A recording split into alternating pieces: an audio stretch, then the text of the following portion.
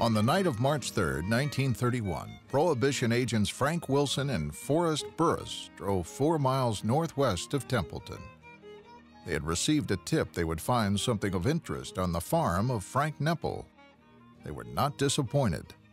They crossed a field and then crawled through a ditch toward a dimly lit hoghouse. The agents lay on the frozen ground for some time, watching. Inside, someone was hard at work, but he wasn't slopping the pigs.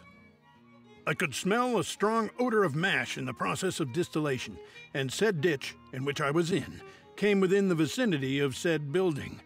I am positive that a still is being operated in said building. Prohibition agent Forrest Burris. The next night, Wilson and Burris returned armed with a search warrant and a full-scale raiding party.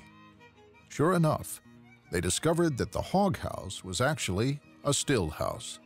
Inside, they found 2 250-gallon stills, 1,055 gallons of whiskey, 5,500 gallons of rye whiskey mash, 105 empty kegs, 16 pounds of yeast, 4 copper condenser coils. The Hoghouse had been equipped with an ingenious ventilation system, including roof flaps, ropes and pulleys to release vapor and fumes. The only thing the feds didn't find in the Hoghouse was a whiskey cooker operating the still.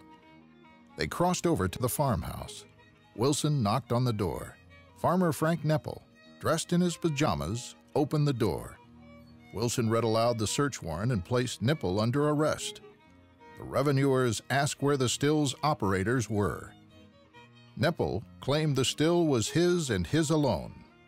Wilson and the others knew better, so they hunkered down in the Hoghouse and waited. The subsequent indictment memo described what happened next. At about 3 a.m. on the morning of March 5, 1931, a car came into the yard and drove directly west of the Hoghouse. The defendant, Joseph Urbeck, got out and started to go to the still house, where he was met by Deputy Administrator Parsons. Urbeck asked Deputy Parsons who he was and what he was doing there. Urbeck was then informed he was under arrest.